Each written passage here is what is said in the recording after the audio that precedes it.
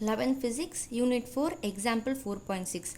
A variable force F is equal to kx square acts on a particle which is initially at rest. என்ன சொல்கிறாங்கன்னா ஒரு particle இருக்குது, அந்த particle வந்து first ரெஸ்ட்டில் இருக்குது, அதுக்கப்புறமா அதுக்கு மேலே ஒரு ஃபோர்ஸ் ஆக்ட் பண்ணுது. அந்த ஃபோர்ஸுடைய வேல்யூ வந்துட்டு F is equal to kx square. Calculate the work done by the force during the displacement of the particle from x is equal to 0 to x is equal to 4 meter. Assume the constant k is equal to 1 Newton meter per second square. So இதுதான் question. So நீங்கள் first பேஸில் தான் understand பண்ணுங்கள். Variable ஃபோர்ஸ்ன்னு கொடுத்துருக்காங்க. இந்த ஒரு sum தான் வந்துட்டு work done by the variable force அண்டரில் இருக்குது. ஓகேவா? வேரியபிள் ஃபோர்ஸை F is equal to kx ஸ்கொயர்னு கொடுத்துருக்காங்க. இது ஏன் இப்படி கொடுத்துருக்காங்க? நம்ம பார்த்த வரைக்கும் ஃபோர்ஸை வந்துட்டு லைக் 5000 நியூட்டன் 1000 நியூட்டன்னு கொடுத்துருப்பாங்க. இது ஏன் இப்படி கொடுத்துருக்காங்கன்னா வேரியபிள் ஃபோர்ஸ், வேரியபிள்னால் ஃபோர்ஸ் வந்துட்டு ஒரு வேல்யூவாக இல்லை, மாறிக்கிட்டே இருக்குது. இப்படி மாறிக்கிட்டே இருக்குது அப்படின்னா அது ஒரு ஃபங்க்ஷனாக தான் கொடுப்பாங்க. ஓகேவா? இப்போ வந்துட்டு இங்கே kx ஸ்கொயர்னு கொடுத்துருக்காங்க. கேங்கிறது ஏதோ ஒரு கான்ஸ்டன்ட், அவங்க கொடுத்த ஒரு கான்ஸ்டன்ட், அந்த வேல்யூ மாறவே மாறாது. எக்ஸுங்கிறது என்னென்னா இங்கே பொசிஷன் இங்கே கொடுத்துருக்காங்க பாருங்கள். X is equal to 0 metre to X is equal to 4 metre move ஆகிருக்கு. லைக் ஏதோ ஒரு இதில் எக்ஸ் 0லேருந்து எக்ஸ் 4க்கு மூவ் ஆகிருக்கு. அதுதான் அந்த டிஸ்பிளேஸ்மெண்ட் ஆனது. ஆனால் இந்த அதில் நமக்கு என்ன தெரியுது, எக்ஸுங்கிறது ஒரு பொசிஷன் அப்படின்னு தெரியுது. ஸோ இப்போ இந்த ஃபோர்ஸ் என்ன ஆகுனா பொசிஷன் மாற மாற ஃபோர்ஸ் மாறிக்கிட்டே இருக்கும். That's call variable. ஒரே மாதிரி இருக்காது, மாறிக்கிட்டே இருக்கும். அதுதான் அது ஃபங்க்ஷனாக கொடுத்துருக்காங்க. லைக் இங்கே பாருங்கள், எக்ஸு வந்துட்டு 0 kx ஸ்கொயராக எக்ஸு 0வாக இருக்கும் போது ஃபோர்ஸ் வந்து இந்த வேல்யூவாக இருக்கும். எக்ஸ் 1ஆக இருக்கும் போது ஃபோர்ஸ் 1ஆக இருக்கும்.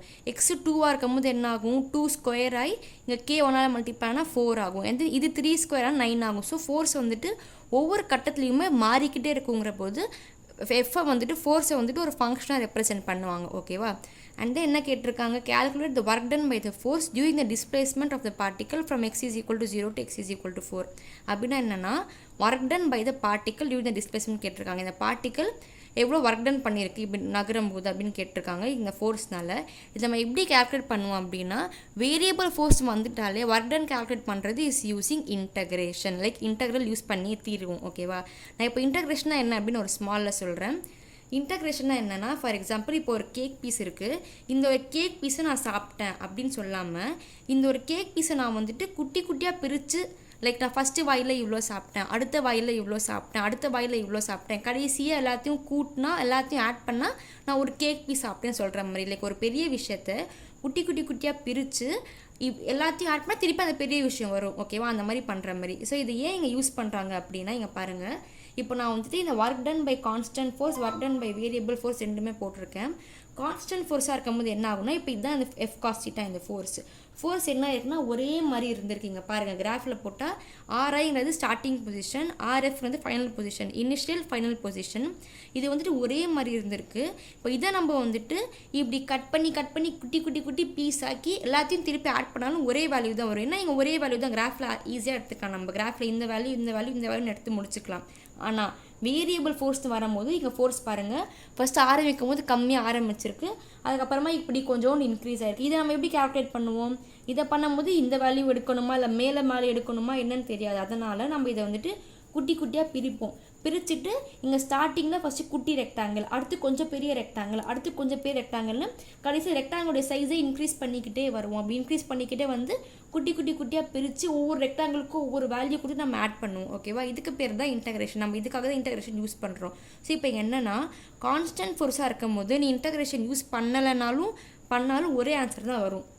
இதுவே வேரியபிள் ஃபோர்ஸாக இருக்கும் போது நீ இன்டகிரேஷன் யூஸ் பண்ணாமல் உன்னால் சம்மே போட முடியாது. நீ இன்டகிரேஷன் போட்டே தான் ஆகணும், அப்போ தான் ஆன்சருமே வரும். ஓகேவா? ஸோ அதனால தான் நம்ம கான்ஸ்டன்ட் ஃபோர்ஸ் அப்படின்னு கான்ஸ்டன்ட் ஒர்க் டன் வரும்போது நம்ம வந்துட்டு இன்டகிரேஷன் போட மாட்டோம் அந்த எக்ஸாம்பிள் சம்மில். ஆனால் இந்த எக்ஸாம்பிள் சம்மில் நம்ம கண்டிப்பாக போட்டே தீரணும் இன்டகிரேஷன். ஓகேவா? ஸோ இன்டகிரேஷனாக என்ன, ஒரு பெரிய விஷயத்தை குட்டியாக பிரித்து அது எல்லாத்தையுமே ஆட் பண்ணுறது. இந்த கேக்கை நான் ஃபஸ்ட்டு ஒரு வாய் சாப்பிட்டேன், அடுத்து இன்னொரு வாய் சாப்பிட்டேன், அடுத்து இன்னொரு வாய் சாப்பிட்டேன், குட்டியாக பிரித்து நான் ஒரு கேக் சாப்பிட்டேன் அப்படின்னு சொல்கிற மாதிரி. ஓகேவா? ஸோ இப்போ நம்ம வந்து சம்முக்குள்ளே போகலாம். ஃபஸ்ட் நமக்கு என்ன தெரியும், டோட்டல் ஒர்க் டன். இது இந்த டிடபிள்யூங்கிறது இந்த குட்டியாக பிரிச்சிருக்கோம்ல, அதுதான் டிடபிள்யூ. லைக் இது வந்துட்டு ஒரு ஃபுல் கேக் மாதிரி, இது வந்துட்டு ஒவ்வொரு வாய் சாப்பிட்டேன்னு சொல்கிற மாதிரி. அதுதான் டிடபிள்யூங்கிறது அந்த ஸ்மால் ஒர்க் டன் தான் அந்த இது டிடபிள்யூ. இப்போ இந்த ஆர்ஐங்கிறது ஸ்டார்டிங் பொசிஷன், ஆர்எஃப்ங்கிறது ஃபைனல் பொசிஷன். ஸோ ஆரம்பத்துலேருந்து எண்டு வரைக்கும் எவ்வளோ ஒர்க் டன் நடந்துச்சு அது எல்லாத்தையுமே ஆட் பண்ணுறது தான் இந்த சிம்பிள் குறிக்குது. இந்த டிடபிள்யூ நமக்கு என்ன தெரியும், ஒர்க் டன்னா என்ன formula, F cos theta displacement. Like F displacement cos theta இந்த மூணுத்தையும் மல்டிப்ளை பண்ணுறது தான் dw. லைக் dwக்கும் wக்கும் ஒரே ஃபார்முலா தான், லைக் குட்டி பெருசாக இருந்தாலும் ஃபார்முலா மாறாது. ஓகே, ஸோ இதுதான் இந்த ஃபார்முலா. இப்போ என்னென்னா புக்கில் வந்துட்டு இது வரைக்கும் கொடுத்துட்டு டாட்டா நம்மளுக்கு சம்மில் பார்த்தீங்கன்னா இதை கொடுத்துருப்பாங்க.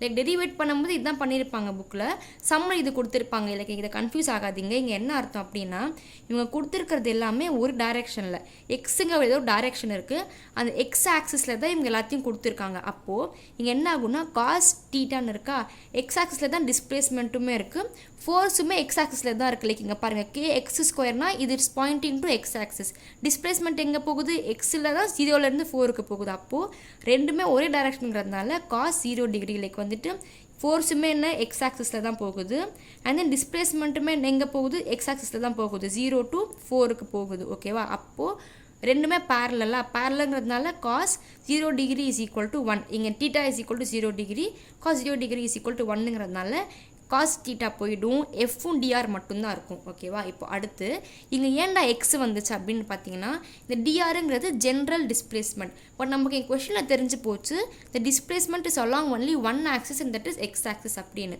ஸோ அதனால் இந்த டிஆர் வந்துட்டு ஜென்ரல் ஃபார் ஆல் ஆக்சிஸ், இதை நம்ம வந்துட்டு எக்ஸ் ஆக்சிஸ்க்கு மாற்றுறோம். ஓகேவா, ஸோ இங்கே டிஆர்ங்கிறதால இங்கே ஆர்ஐ ஆர்எஃப் அப்படின்னு இருந்துச்சு, இட்ஸ் டிஸ்பிளேஸ்மெண்ட். இப்போ நம்ம எக்ஸுக்கு மாற்றும் போது லிமிட்டை மாற்றுவோம். லைக் எக்ஸில் இனிஷியல் பொசிஷன், எக்ஸில் final position, and then in the dx is small displacement, small change in displacement தான் dx.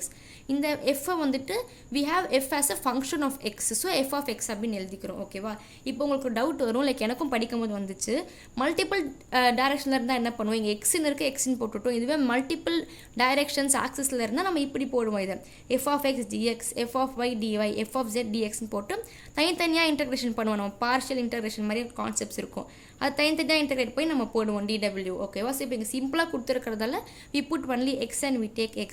ஸோ இப்போ நம்ம சம்குள்ளே போகலாம், லைக் நியூமரிக்கல் பார்ட்குள்ளே போகலாம். we have the initial and final position as 0 to 4 மீட்டர்னு கொடுத்துருக்காங்களா. ஸோ ஃபஸ்ட்டு இங்கே இனிஷியலில் வந்துட்டு 0, லைக் ஸ்டார்டிங் பாயிண்ட் தான் இனிஷியல், ஃபைனல் வந்துட்டு என்னது 4. And then F of X என்ன கொடுத்துருக்காங்க, F of X is K X square, இந்த ஃபங்க்ஷன் கேஎக்ஸ் ஸ்கொயர் போட்டாச்சு, டிஎக்ஸ் போட்டாச்சு. இப்போது இன்டகிரேஷனில் எப்போவுமே கான்ஸ்டண்ட்டாக இருக்கிற வேல்யூலாம் வெளில வந்துடும், இன்டகிரேஷனுக்கு வெளில வந்துடும், உள்ளே இருக்காது. ஸோ இப்போ இவங்களே கொடுத்துட்டாங்க அசியூம் த கான்ஸ்டன்ட் கே அப்படின்னு கொடுத்து, லைக் இந்த வேல்யூ மாறாது, this is not the variable part, மாறிக்கிட்டே இருக்கிற பார்ட்னா இந்த எக்ஸ் ஸ்கொயர் தான், கே மாறாது எப்பயுமே அப்படின்னு. ஸோ இது வெளில கொண்டு வந்துட்டோம். இப்போ எக்ஸ் ஸ்கொயர் டிஎக்ஸ் இருக்குது. நீங்கள் இன்டகிரேஷனில் பார்த்தீங்கன்னா இன்டகிரேஷன் ஃபார்முலாவில் integration of x to the power of n dx அப்படின்னு இருந்துச்சுன்னா இதை தான் யூஸ் பண்ணுவோம். இங்கே என்னன்னா இங்கே ஸ்கொயராக இருக்கலாம், கியூபாக இருக்கலாம், என்னன்னா இருக்கலாம், இந்த என்ன தான் நமக்கு இங்கே இந்த ஸ்கொயர் 2. ஓகேவா, இப்படி இருந்தால் நம்ம இப்படி எழுதுவோம், x to the power of n plus 1 divided by n plus 1. இப்போ இங்கே என்னவா இருக்குது, நம்மளுக்கு 2வாக இருக்குன்னா இங்கே எக்ஸ் ஸ்கொயரில், ஸோ என்ன 2வாக இருக்கிறதுனால நம்ம என்ன எழுதுவோம்னா இந்த கே அப்படி எழுதியாச்சு. இந்த பார்ட் இருக்குல்ல, இந்த பார்ட்டு நம்ம என்ன எழுதுவோம் அப்படின்னா இதை எடுத்துகிட்டு எக்ஸ் ஸ்கொயராக இருக்கிறத நம்ம இங்கே என்ன படித்தோம், X to the power of n plus 1. அப்போது X to the power of n plus 1னா 2 + 1 3ஆக மாறிடும், X to the power of n plus 1 divided by n plus 1. அதுதான் இந்த X to the power of 3 divided by 3 போட்டுட்டு இந்த Appar lower லிமிட்டை இப்படி எழுதுவோம். லைக் நீங்கள் மேக்ஸில் படிப்பீங்க, இதை வந்து 0 to 4 மேலேயும் கீழே எழுதுவோம். This is lower limit upper limit எழுதுனதுக்கப்புறமா என்ன பண்ணுவோம்னா இந்த எக்ஸ் இடத்துல இதை சப்ஸ்டியூட் பண்ணுவோம், இந்த 4ஐயும் 0 சப்ஸ்டியூட் பண்ணுவோம். ஸோ கேவை அப்படியே வச்சுக்கிட்டு என்ன பண்ணுவோம், இங்கே எக்ஸ் இடத்துல ஃபஸ்ட்டு 4 சப்ஸ்டியூட் பண்ணணும், பண்ணால் என்ன ஆகும் 4 cube divided by 3 and then minus பண்ணிவிட்டு எக்ஸ் இடத்துல நெக்ஸ்ட் 0 சப்ஸ்டியூட் பண்ணுவோம். இதுதான் அப்பர் லிமிட், இதுதான் லோவர் லிமிட். இன்டகிரேஷன் பண்ணும்போது upper limit minus lower limit தான் பண்ணுவோம். So 4 cube divide by 3 minus 0 cube divide by 3 பண்ணுவோம். 0 என்ன பண்ணாலும் அது 0வாக தான் இருக்கும்.